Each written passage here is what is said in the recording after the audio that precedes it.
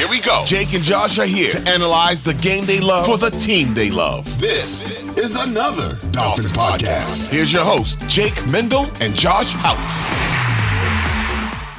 Thanks for tuning into another edition of another Dolphins Podcast. It is a big show today as we are jotting down the official Miami Dolphins must-do to-do list for this offseason. And to help us solidify this list, we pulled some people on Twitter, but also I can't get through a 40-minute podcast on my own. Joshua Houtz, Brian Kett, fellas, happy Thursday. Happy? Yeah. maybe to some, but it's not happy when you don't have a game. You don't have a game to look forward to. But and frankly, Jake, I blame you for all of it. I'll take that. Yeah, there's nothing happy about this. I was driving. I don't remember where I was coming back from, but I'm just driving. I'm just like, dude, just thinking of misery. Like there's music playing in my head, and I'm just like, it sucks, man. The season's over. It looked so promising at one point, and now we're dagger in our heart, but we're going to power through this as we always do. And like Jake said, I'm happy to be here with you guys talking about the team we love, despite how many times throughout our life they continue to hurt us and let us down in so many different ways. I just have Jalen Waddle's voice just echoing my head when he was on the sideline there in Hard Knocks. How could we only score 7 points? We are far too talented. And that's, I think, what makes this offseason so frustrating. There's a lot of questions about this team. The talent was through the roof. But at the end of the day, I mean, you're just kind of spinning out of control in that same old circle. Yeah, you're exactly right. And that it was a lot easier back in the Chad Henne, Ryan Tannehill days, where even if the Dolphins were 7-7 with 2 games left to play and didn't make the playoffs, it's like, all right, well, even if they had made the playoffs, you kind of know what's going to happen in the first or second round. But this year was different. I mean, the Dolphins, with the most yards in the league, second most points, the league leader in passing, the running back with the most rushing yards, the wide receiver with the most receiving yards, the offensive line plays better than you thought, third in the league in sacks. When you tally that all up and say you didn't even win the division or a playoff game, yeah, that's really disappointing.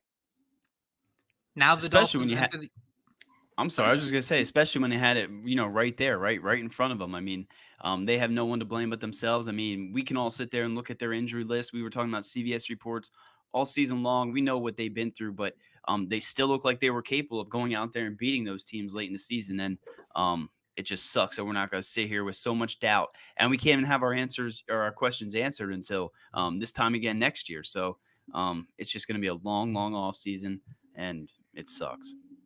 We're entering the cold off season. The Miami Dolphins are $40 million over the salary cap. That's something we're going to have to chip away at. But guys, for the first time in the Mike McDaniel era, at least for now, they have a first round pick. That's at least a pretty exciting fact, isn't it?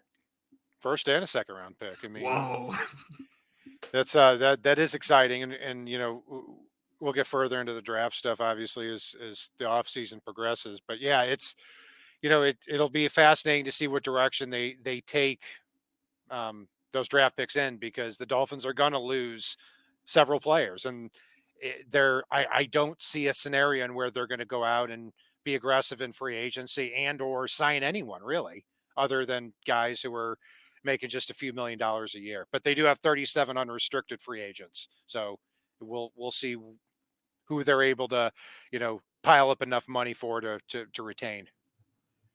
Yeah, and we've been petrified. I mean, this thing's been like the boogeyman, right? Staring over our shoulder throughout the entire season. And we're just like, go away, right? We're playing for the division this year. Now we're in the playoffs. Get out of here. Now that the season's over, we're like, oh, man, we got all these players leaving. And we're talking about finally having a first and second round draft pick. I mean, to me, the biggest thing I want to see, like you mentioned, Kat, is not only which direction they go, but can they hit on these picks, right? I mean, you look at Chris Grier's, career in the draft and some of the players he hit on, and some of these guys, I don't want to say were the easy picks where they were selecting, but, a Jalen Phillips, a Jalen Waddle at the time. I mean, there were some stars that kind of fell into their lap. So I want to see if they can hit on these first and second round picks when you're losing so many great players to free agency, when you've proven, like I know you both have mentioned throughout the year, shame you didn't draft a linebacker because you need linebacker help, right? Channing Tindall was that kind of sucks. I was kind of stoked on him, and I was kind of stoked on Cam Smith too. But when you're missing on picks like that, you have no room for error when your cap space is, astronomical. So I'm intrigued to see which direction they go and whether or not Chris Grier can finally hit those picks, because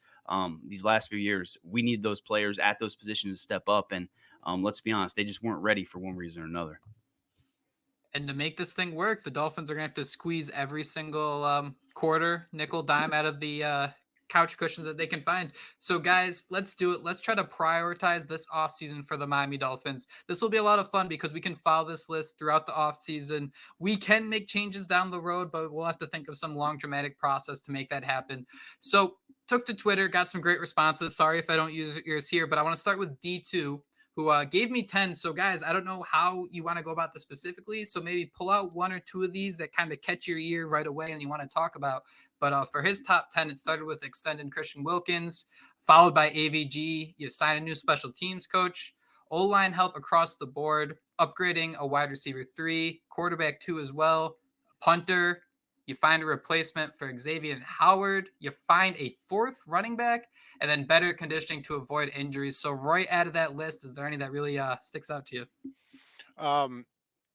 Yeah, I mean, those are all good. Those are all good ones there, and I wish the Dolphins had the money to pull that out. The way I look at it is, if the Dolphins, obviously they're Tua is going to be the quarterback next year. They're going to have Jalen Waddle. They're going to have Tyreek Hill. How do the Dolphins take that next step up, knowing that they're going to lose players? And the way I look at it is, you've got to piece together every single last piece and dedicate it to the offense. And to that, I mean, Robert Hunt and Connor Williams, to me, are priority number 1 and priority number 2. Because if you do that, you give Tua the clean pocket that he had at the beginning of the 2023 season and the weapons returning. I don't give a damn about defense this year. I really don't. I mean, Christian Wilkins and Andrew Van Ginkel, I'm not paying Christian Wilkins $20 million. And Van Ginkel had a fantastic year for the Dolphins, but you can't give him the money that he's earned this year, even with the injuries to Bradley Chubb and Jalen Phillips. The Dolphins are in a rough position there. And to me, the way I look at just the whole scope of the offseason is dedicate many resources to the offensive side of the ball you can, because Tua isn't Mahomes. He's not Josh Allen. He's not Lamar Jackson. So you've got to surround him with a almost perfect ecosystem in order to survive there. And on the defensive side of the ball, look, you could bring back Christian Wilkins, bring back Andrew Van Ginkel, but you're probably going to be in the exact same spot as at the end of next year as you are this year. You got to do something. You got to do something a little different. And to me, that's doing everything possible to give Tua as much help as he needs. Do you sorry to cut you off, Josh. Do you prioritize center or right guard? Let's try to stick at one. What do you start with, Connor Williams or Robert Hunt in that scenario?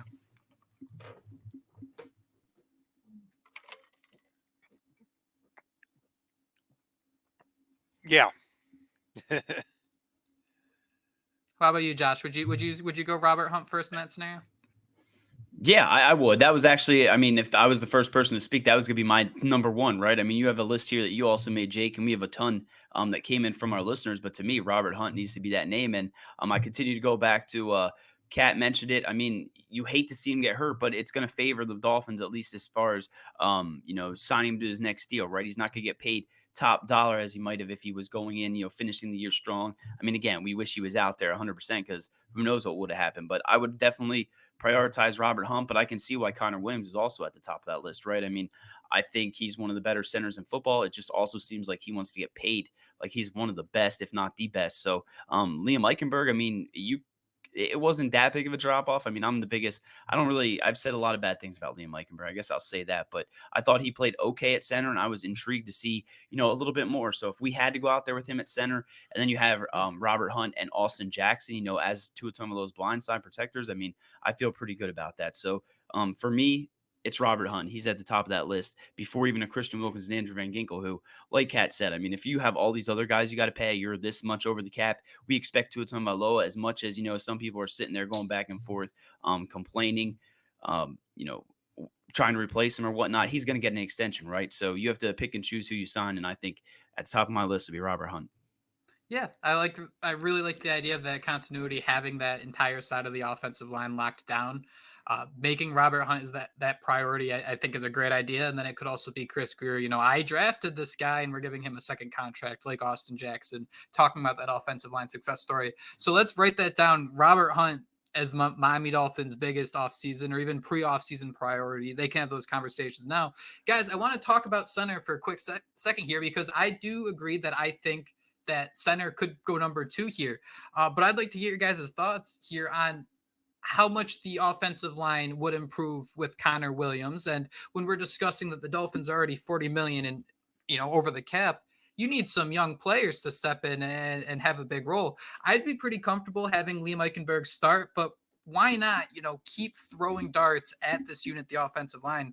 Wouldn't it kind of make sense to look at what the Baltimore Ravens did and the Kansas City Chiefs with drafting a center pretty early? And obviously you don't want to snap your fingers and say whatever center's there, we can instantly plug and play. But that kind of seems like a position that if you can hit on that first and second round pick, you don't have to think about it for at least 8 years. So while I think Connor Williams could be an option, and I think maybe even a cheaper option than some might project, getting Robert Hunt on the books is so important, because I'm already seeing the aggregator websites putting 5 players the Lions are going to go after in free agency, the Cardinals, and having Robert Hunt be the face of that. And it gets me super jealous. So I wonder if you can kind of work around and improve this offensive line, let Liam kind of quote unquote be that guy, and then maybe you draft someone who can hit the ground running, and then Chris Grier can say how great he is at drafting offensive linemen. Right. And Robert Hunt is, depending on where you look, I mean, PFF projected him to make 13 or 14 million per year. A Spot Track had him at 9 million. He's probably going to end up somewhere in between those two figures.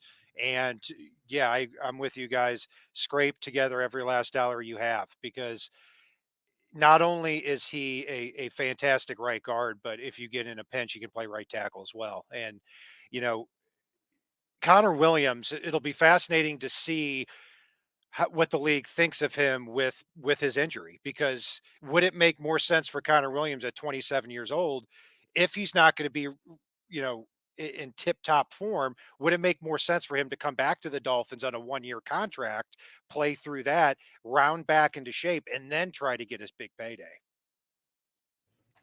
Yeah, and one thing I told you before we came on here about the hamsters taking time to turn, but whether or not you sign Connor Williams, that then opens things up with Liam Eichenberg, right? I mean, you're probably not going to move Connor Williams back to guard, although we know he can play guard very well. But Liam Eichenberg could then shift over to guard, and then you'd probably need Teron Armstead to either come back, or I guess he's talking maybe potentially retiring. But I think that's the way to go. I think you need to get the offensive line in check, and I do think Cat had the right approach when he's sitting here saying just max out that offense. And I think, Jake, you touched on that as well earlier in the year. So, yeah, Connor Williams, Robert Hunt, lock it up. And I'll tell you this. If you were to tell me right now the Dolphins would bring back Robert Hunt, Connor Williams, re-sign Kendall Lamb for cheap, and they would lose every single last free agent from Christian Wilkins on down to the janitors, I would take it. That's the way I perceive this offseason, because I want them to return Hill and Waddle and Achane and keep that speed, but also be able to protect Tua. That is, to me, the route to a championship. Anything else, you're talking about a 9 to 11 win team again. Man, I wouldn't hate 11 wins, but no, I totally get that. And I think really understanding where the Dolphins can lean into continuity is going to be so important. Those guys you can kind of trust and build around year after year after year. So number 1, I say we put re-signing Robert Hunt. Number 2, can we say figure out the center position? Because I think that Connor Williams is going to be up in the air. And while we invest haven't really in offensive line. Sorry, invest in offensive line. Should I write that down? Do you guys trust Chris Grier to say we don't bring back Connor Williams, or we throw Liam Eichenberg out there? Either way, do you anticipate Chris Grier being able to draft an offensive lineman? Because I don't know, his history doesn't suggest he's the best at it. Yeah, I mean, that he definitely doesn't have a great track record there. I mean, I think it is just taking a glance at the draft class. Jackson Powers Johnson from Oregon, Zach Frazier from West Virginia. It looks like a pretty good center class. And I the guy I was eyeing last year when they took Cam Smith was John Michael Schmitz from Minnesota. I thought he would have been a 10-year starter, and he looked good when he was on the field for the Giants this past year. So the easy answer is I think any idiot can draft a center, but it seems like the offensive linemen that Grier has drafted have, at least for the totality of the rookie contract, have been disappointments. He has that. He's got an Adam Dunn type vibe when it comes to drafting these offensive linemen. Maybe a home run, fair chance it's going to strike out. How about investing in interior offensive linemen?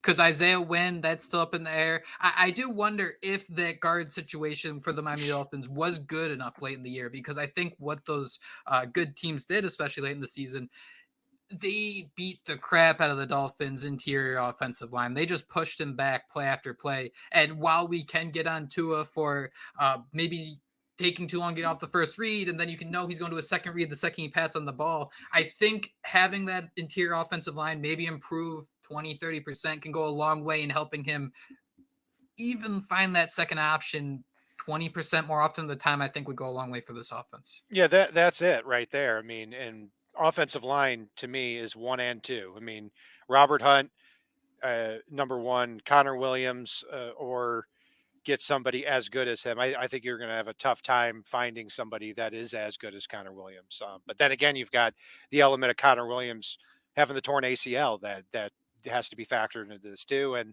how big of a contract does he get based on that?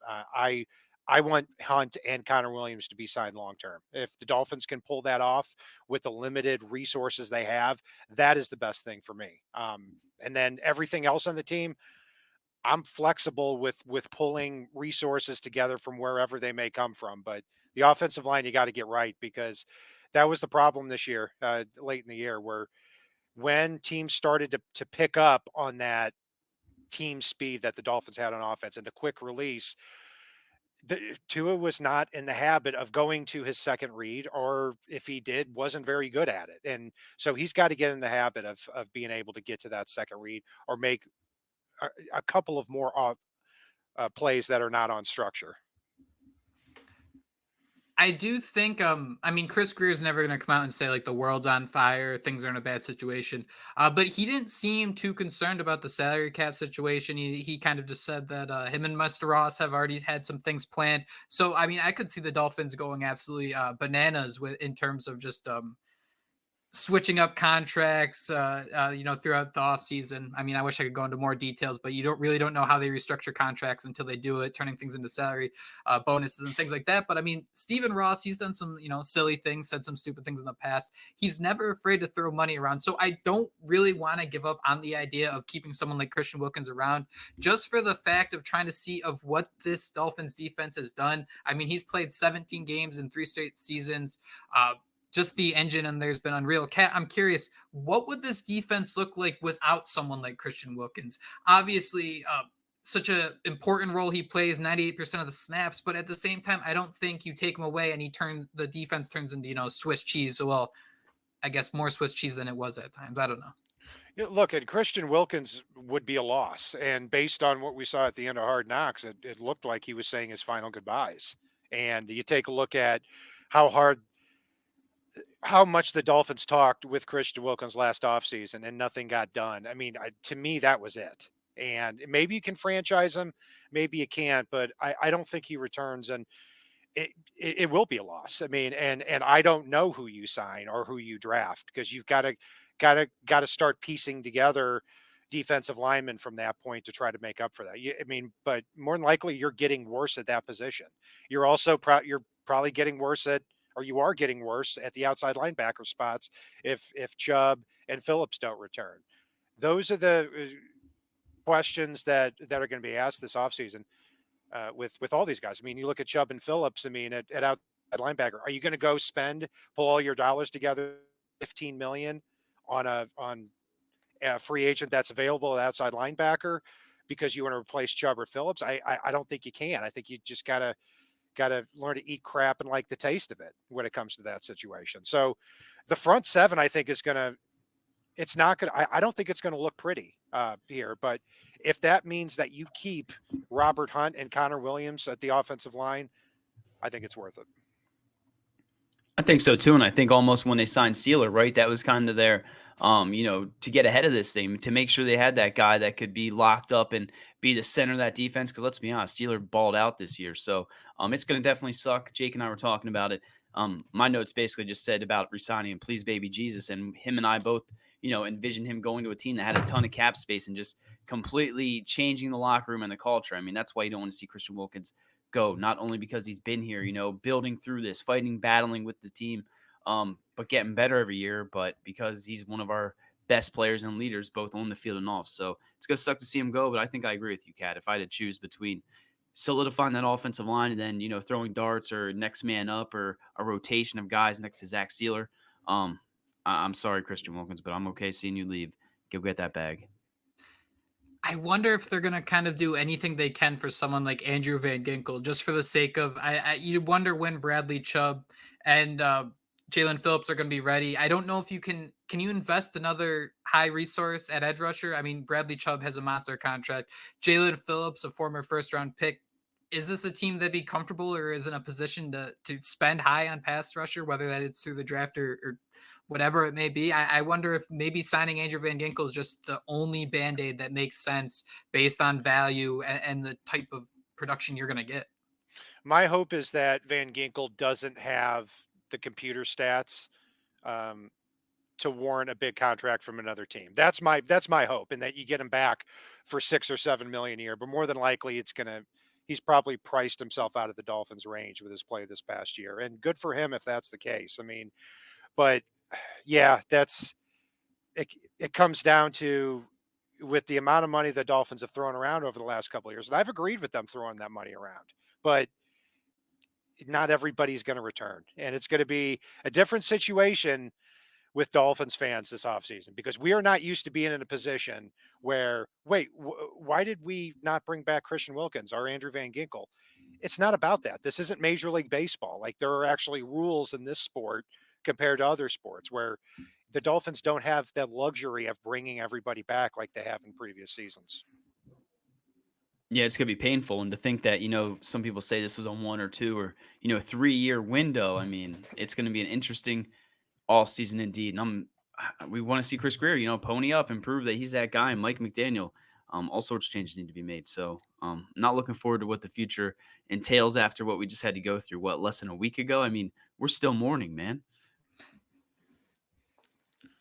I'm cool. So we'll have the 2 offensive line notes at the top. I'm cool having Van Ginkel, Wilkins closer to the bottom. We're going to try to pull Wilkins up as we go through this. How high would you guys put, let's start special teams in general, because I think that was a huge issue for the Dolphins. I remember kind of throwing up the red flag when I saw that, the Dolphins, 2 or 3 weeks at the Kansas City game, or like according to PFF, top 3 in offense, top 3 in defense, and then 31st in special teams. I saw some other reports come out that say the Miami Dolphins were the worst kick return coverage team, and as a result, opposing offenses had the best starting field position. Another thing that just kind of doomed Miami's defense worked against it.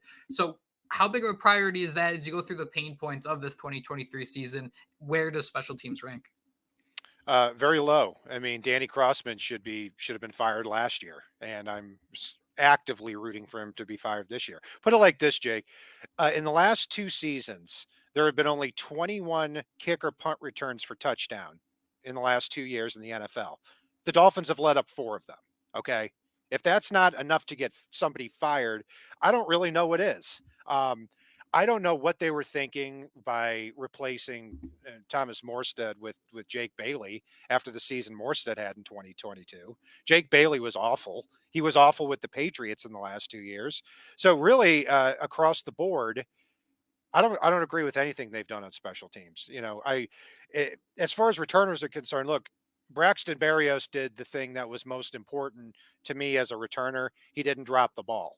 He didn't muff the ball one time this past year. I don't think he may have muffed it and recovered it, but if you want to bring him back on a minimum salary just to be the punt return, I'm fine with that. Danny Crossman's got to go, and the coverage units just flat out have to get better.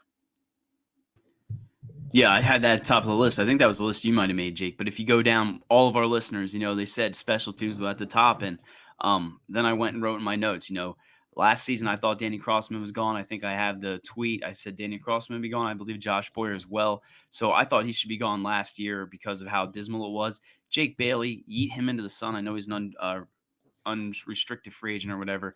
They need a new punter, like Brian said. I don't know why they got rid of our boy Thomas Morstead. And then I do like what we saw to Braxton Berrios, but I saw a name going around Twitter today was Mac Hollins, and just bringing him in, would have changed everything, right? He could have been that special teams guy, and he could have also been that big body wide receiver 3. So I joked that could have changed things. But you also in the recent pod, Jake, mentioned how the Dolphins, and you said it when I went to get the baby, but how their special teams was ranked like dead last in the NFL. So changes definitely need to be made. And I guess this is where you're going to see if Mike McDaniel can make these moves, right?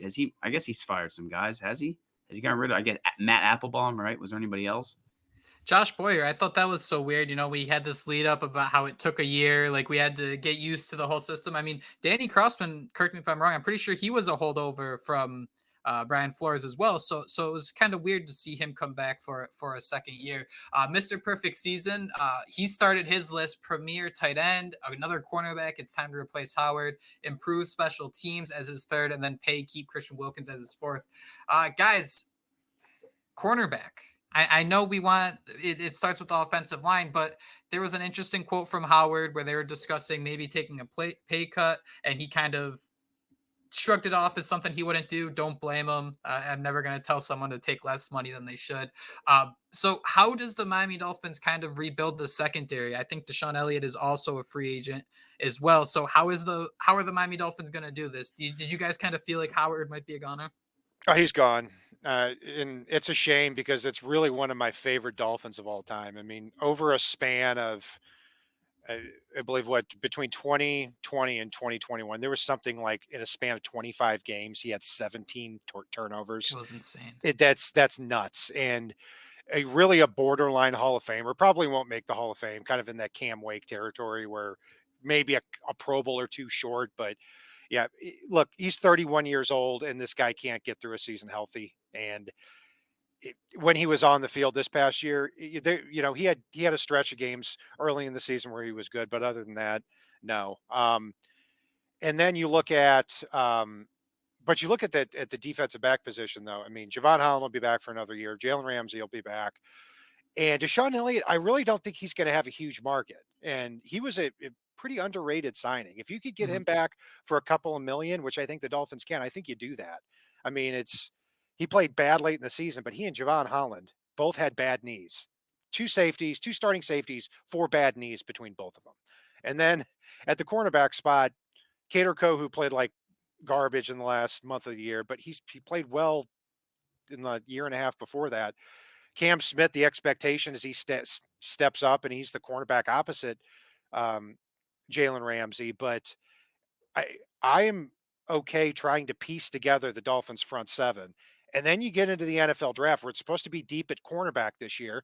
Maybe you draft a cornerback in the first round to put him opposite Jalen Ramsey in a secondary with Deshaun Elliott, Javon Holland, and Kader Kohou. And you'd have a great secondary, and you would really just have to piece together the front seven. God, can you really do that after Cam Smith, Josh?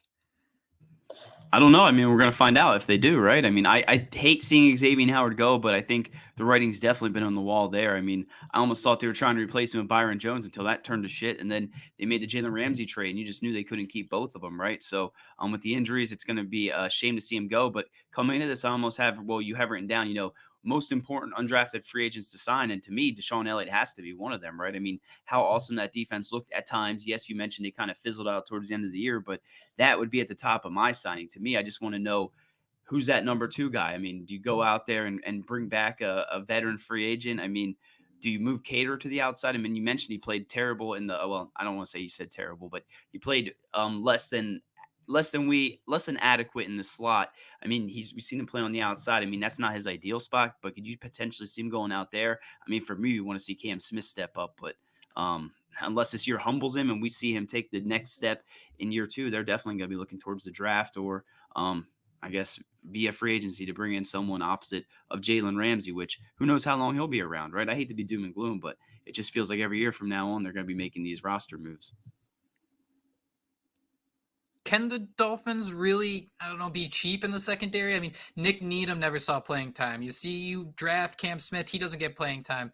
Vic Fangio really likes to trust his guys there in the secondary. Is there a scenario where you could see the Dolphins just kind of glue and duct tape it together in the secondary? Because I really think if Fangio is going to get picky about a position, it's going to be safety. And then I also think he's going to get like 5 undrafted free agent defensive tackles that he's obsessed with. Yeah, I hate to tell you, Jake, but the Dolphins aren't going to have a choice. I mean, It's look, true. what we've seen the last 2 or 3 off seasons, that's not going to happen this off season. I mean, they're not going to be able to say, "Hey, let's go out. Money's not an issue. We're going to spend." They do that, they're getting themselves into big trouble down the road. And I think you're going to see him being a little bit more cheap this year. And to your point, maybe that's why you take a leap of faith and you start Cam Smith at cornerback because you invested in him. Maybe you take a leap of faith and you have Eric Ezukama as your third receiver if he comes back healthy. Maybe you take a leap of faith and you have Channing Tindall take over for Jerome Baker. But those are the types of decisions that are going to have to be made. And as far as the draft is concerned, my preference is that the Dolphins trade down until it hurts. Because you take a look at like what the Rams did this past year. They had 15 draft picks because they had so many spots on their roster to fill. They didn't hit every pick, but they came away with 4 or 5 really good picks. And I think when you go with quantity over quality in the draft and you take more swings at the plate, that's when you start to see, a lot of these players come out of nowhere. I'm 100% good with trading down. And you mentioned Ezekoma, Tyndall, Cam Smith. Do you think maybe this is what they're waiting for, right? They knew the impending doom, the boogeyman was coming up, and, they had to get these guys prepared for this type of year. And, Jake keeps saying Vic Fangio. Do we have any doubt that he's going to be back this year? I mean, I know we keep hearing John Harbaugh, or is it Jim Harbaugh? Jim Harbaugh lingering, could make the jump to the NFL, the pros. If he does, I mean, he could be taking Vic Fangio with him, right? Or is that out of the realm of possibility? I haven't heard anything about Fangio leaving, but I always thought that was a possibility. I wasn't as impressed with Fangio as I thought I would be, but he's been around in the league for a long time. So I really think Fangio as a defensive coordinator and play call is probably the least of the Dolphins' problems right now. So we'll see what happens there. Hopefully you're right on that, Josh, where Channing Tindall and Cam Smith are players that can step into those roles, and they've been primed for that, but they didn't play a lot of snaps on defense either. I mean, so I wonder, is that by design or were they not good enough to see the field? And at this point in their career, I tend to think they were just not good enough to see the field, but we'll see. With limited to work with, what do you feel becomes that third priority, right? Because if you want to continue to build that offense or find ways for it to be successful, what needs to improve? We hear things like Derrick Henry saying he thought he's going to be drafted by the Miami Dolphins. It talked about how he would love to play in Miami, how that could be a possibility.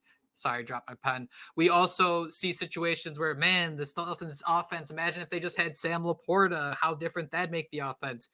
Can they survive with Eric Ezukama becoming that physical wide receiver number 3 that you can maybe use in the backfield occasionally, and then just kind of piece the rest together with Durham Smythe scratching and clawing for 50 yards a game? Where is that, after you kind of get happy with your guys there on the offensive line, how do you make this offense perfect for Tua?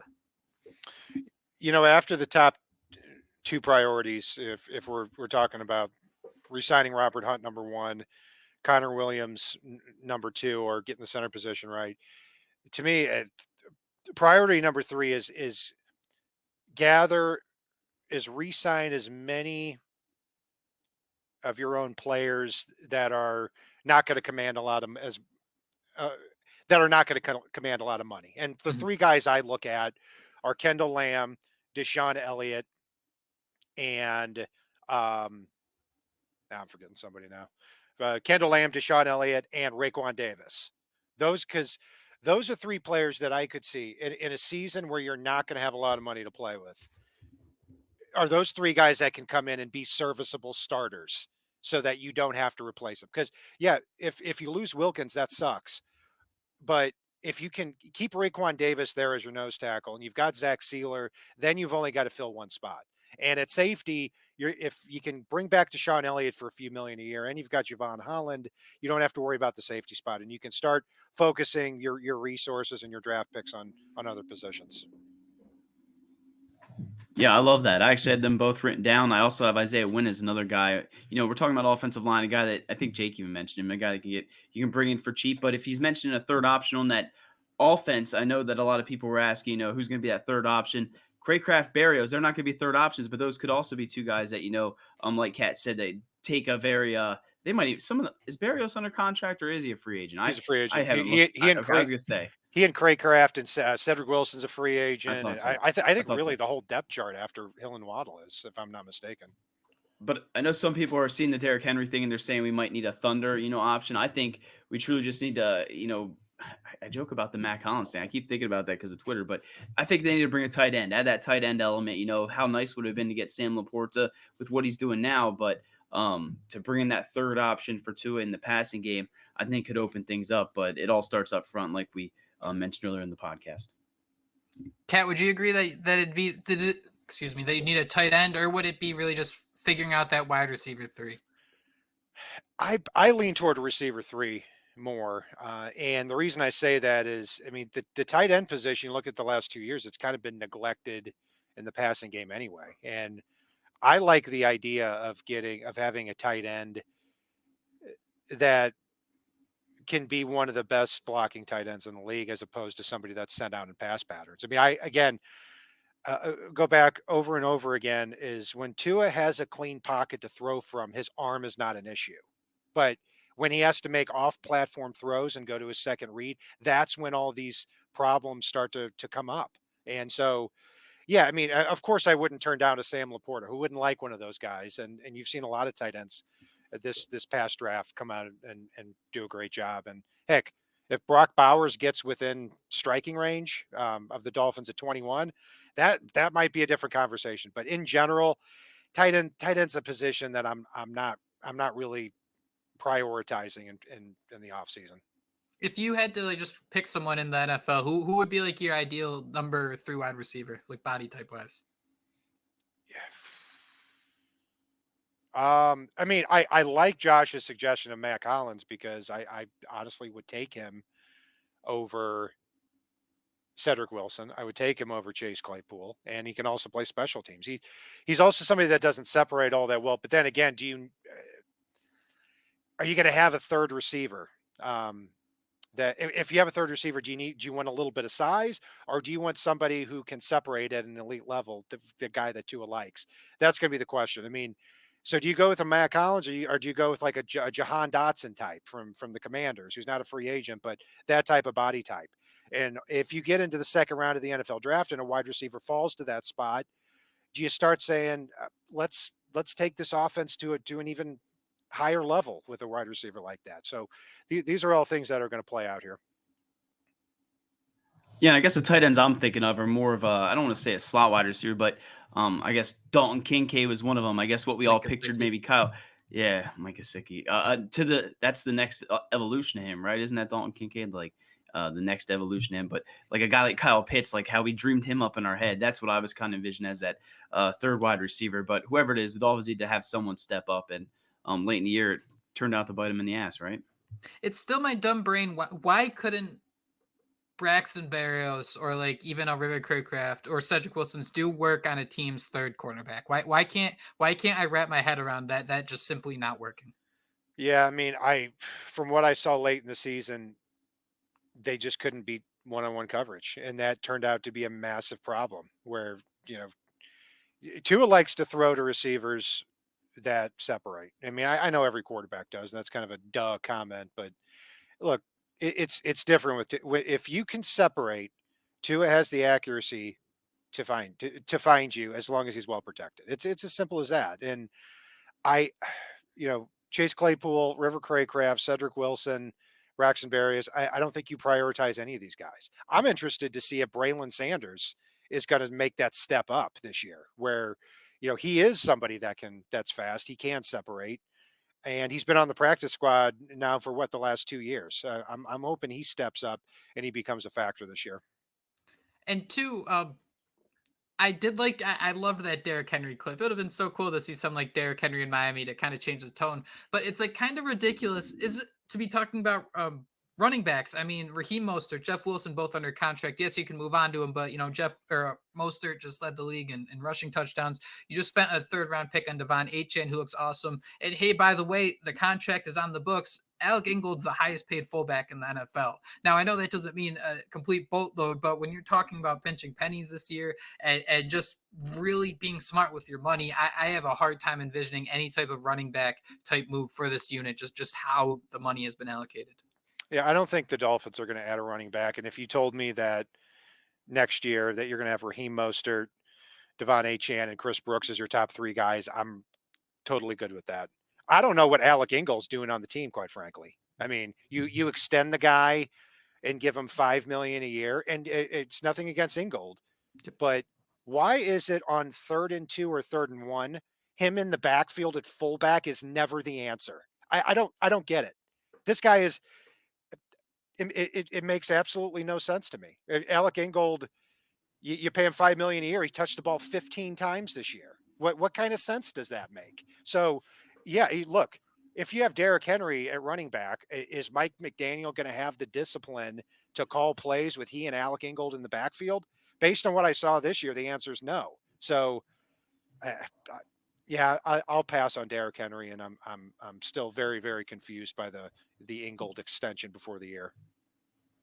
I would have loved to see him go get more carries, especially, in that frigid weather last week. I mean, for me, though, with Derrick Henry, I mean, I don't know where that came from, but I will always want Derrick Henry on my team. I think I did it. My first mock draft had him there. But for now, with the way the Dolphins cap situation is, just squint your eyes and pretend that Chris Brooks is your Derrick Henry, because that's probably the closest we're going to get. I have one more thing to bitch about real quick. As far as the last game's concerned, I thought one of 2 things would happen: that Jeff Wilson and Alec Ingold would be in the backfield and Jeff Wilson would be pounded inside, given that it was -5 degrees outside. Or I thought it's going to be a heavy game with Achane and Raheem Mostert, and that's basically going to be, okay, we're going to run the ball 40 times with these guys, and that's where the big plays are going to come from. We're going to pound away, and that's good. None of those two things happened. Would they run the ball 14 times in frigid weather? None of it made sense. And when Mike McDaniel said that play calling he basically said play calling's on the table this year, everything's on the table, I would certainly welcome that. I support Mike McDaniel as the coach. I think he should be the coach. I think he's a brilliant offensive play designer. But as far as down to down, making preparations, getting the play in, and adjusting and just running the damn ball, he fell short this year. It's a year later, and we're still talking about the run game. I mean, that's all you need to say about that. I thought that the Dolphins would at least, I mean, even the Jeff Wilson, I thought was like the obvious, like, hey, let's pound the rock. I thought the creative Mike McDaniel version of that would just be to have Achane, Mostert on the field at the same line, just having one guy maybe just running nonsense every single play, having it going back and forth. But I saw the snap counts. I think Mostert played like 40% of snaps, and Achane was even smaller than that. So the overlap between those guys was completely, it didn't exist. And that kind of blew my mind too, because if you have all this speed and you want to take advantage of it, I mean, you got to try something. And we hear, Tua complaining following the game about how communication's still an issue and there's 2 set motions before every play. I mean, if there are so many things happening and the ball's only going to Tyreek Hill, why do we need to say this stuff? Can't it just be people like running around like mindlessly at a certain point if they aren't going to be used? Right. The offense needs to be simplified next year. That it's as simple as that. If you're still there at the end of the year after every road game talking about getting the plays in and communication and all this stuff, I mean, something's got to change in that. But here, the good thing is, and I said this all year, is that the Dolphins, especially offensively, do the hard things well. To be number 1 in yards and number 2 in points that's the hard thing. But getting the plays in and doing the easy things and running the ball when you've been running the ball well is where they just very frustratingly come up short. But I got to say too, Jake, you've shown the restraint on this podcast being 45 minutes in, and you haven't pointed out that Jeff Wilson caught 2 passes and got 0 carries against the Chiefs. I don't understand. Like, of all the guys who can catch passes on this team, and it's like the Durham Smythe thing. It's why are we trying to make Durham Smythe a thing when you have like someone like Braxton Berrios who can catch a football? It just, how high on the list does Miami's play calling have to be? How about that? Should that be number 3? Make it, something needs to change with Miami's play calling on offense. Yeah, I mean, just do the simple thing. Take what's in front. This whole offense needs to take what's in front of them. That goes from Tua to Mike McDaniel. Stop trying to be 3 steps ahead of the opposition all the time. Just be 1 step ahead. So, yeah.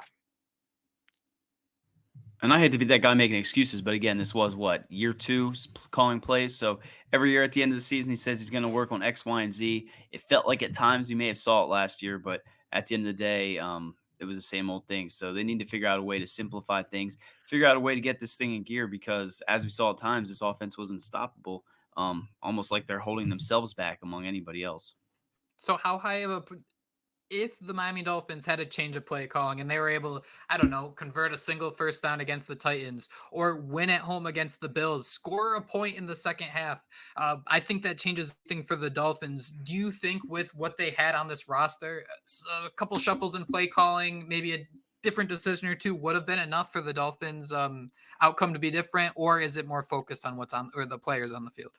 Yeah, it's both. I mean, you take a look at the perfect example of that is, was it the Dolphins' first or second drive? I can't remember, against the Chiefs, but it was, it's second and inches, and Tua drops back and throws the ball and misses Devon Achane. Brutal. And if he catches that pass, he had blockers in front, man, he might have taken that to the house. So you're throwing the ball on second and inches. You're throwing the ball 7 yards back in the backfield. It turns out to be a very good decision. And then Tua can't hit the broadside of a barn on that play.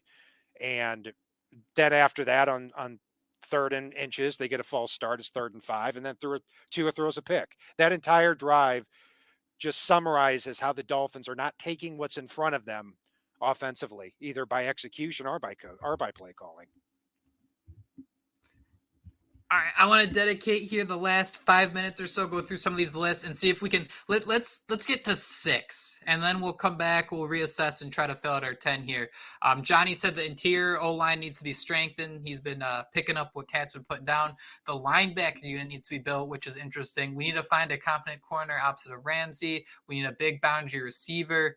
We need an inline tight end. And yeah, it's really one of those things. If we could draft all those guys, and I wonder if that big-bodied wide receiver, inline tight end, if you can kind of knock those 2 out of the park at the same time here. From Justin, he said it was the same thing as it is every year. While Tua and Mike did well to mask the O-line in games against better defenses, it didn't hold up. His list starts with O-line, cornerback, physical halfback, wide receiver 3. I don't know if Ezukama is it, and linebacker. Baker showed up, but the role isn't really worth the money. And then finally, Marcos, review the whole special teams unit as a whole from top to bottom. Find a stud center if Williams is gone. Draft and develop a raw but high floor quarterback. We have that. His name's Skylar Thompson. Find a physical running back that drags defenders for short yards. Revamp the offensive line. Replace Wilkins if he's gone, and get a physical tight end. I apologize if that sounded like a bunch of word salad, but I think we have 4 there. We have Robert Hunt. We have the center. We have the play calling on offense, and we have special teams. Out of everything else I've been saying, guys, what do you think belongs with those 4 as like the top priorities for the Dolphins? Of course, after they clear up $40 million cap space. Yeah, and I'd say, re-sign as many cheap free agents of your own free agents that are startable as possible. And again, I go back to Kendall Lamb, who would be a backup unless Armstead retired. Raekwon Davis, who'd be a 2-down run defender, but a nose tackle that can start for you, and Deshaun Elliott, who there probably isn't going to be a big market for. That'd be big. The rest, I mean, you can light on fire as far as I'm concerned. Sorry, but I mean, I don't think there are a lot of other good unrestricted free agents that are at least need to be prioritized to come back. I think you can find them pretty easily. Yeah, I guess two things I will say is, I mean, every time we've come on here, Jake, at this point in since we started this podcast, I've been talking about the linebacking unit, and I know we saw Jerome Baker. I don't want to say elevate his game. We know Duke Riley, I believe, is under contract next year, but I don't know if it's the old school guy who grew up watching that thumper in the middle of a defense, the game changer. I just want to see the Dolphins have that playmaking linebacker. So I would say change the linebacking unit a little bit. And then you talked about it, bringing in another quarterback, just throwing a dart, right? We know Tua Tagovailoa is going to be back next year. Skylar Thompson. I mean, I was thinking about it. This is what I was thinking on my drive home, was that he put up more points in a playoff game than Tua Tagovailoa. I remember I was driving home thinking about that, and I was like, oh, man, son of a gun. So I could also see throwing a dart in the draft, whether it's, day 2, day 3, at a quarterback who might have mobility, maybe a guy that you could use in those short yardage situations. But for me, I think the list we're compiling pretty much is spot on. Let's just hope the Dolphins and Chris Grier can figure out a way to make it all happen, because it's not a tough task. Like we said, put up that Don Aponte bat signal. Yeah, and that's a really good point there as far as quarterbacks. The Dolphins should be drafting a quarterback every year. I know they've only had 8 draft picks in the last 2 years. One of them was Skylar Thompson. I'm not the biggest Skylar Thompson fan, but I would rather have him be the Dolphins' backup quarterback than paying somebody $7 million a year to sit there and do nothing. But look, you take a look at the head coach he's most similar to, at least stylistically. Mike McDaniel is most similar to Kyle Shanahan. Kyle Shanahan drafts Brock Purdy in the last pick of the draft, just throws a dart. I mean, and comes away with a franchise quarterback. If Mike McDaniel is the offensive genius that a lot of people say he is, you should absolutely be drafting at least one quarterback every year. Completely agree. I'm with you both there. I think that is it. I think we have a good list, 7, 8 items or so. We will release the list with this podcast. Be sure to let us know what you think, what needs to be added, what needs to be dropped out. Kat, Josh, thank you guys so much for joining me today on another Dolphins podcast. That's it. That's all the time we have. I hope you all have a wonderful weekend watching the football. We might have a surprise show tomorrow, so stay tuned for that. But until then, fins up. Fins up.